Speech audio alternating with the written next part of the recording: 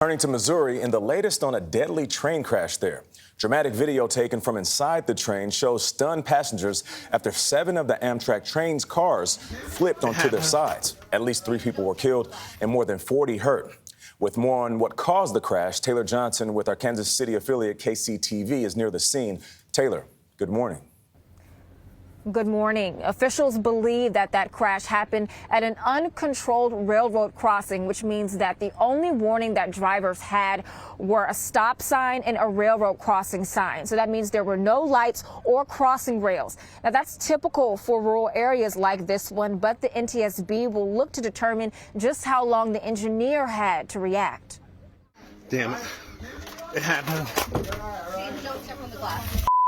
A barefoot passenger stepped on glass windows while attempting to gain their footing inside one of the cars of the Amtrak train that had been tossed on its side.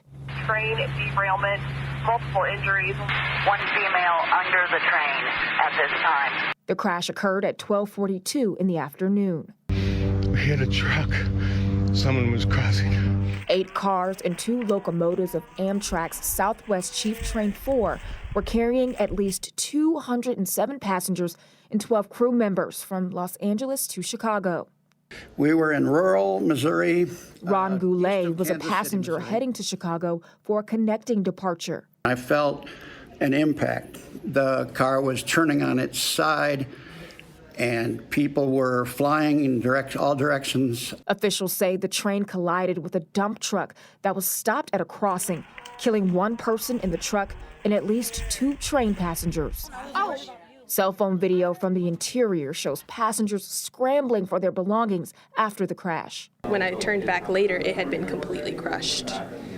It was kind of terrifying realizing just how close I was to not being here right now. At least 40 other passengers were injured, several airlifted to area hospitals.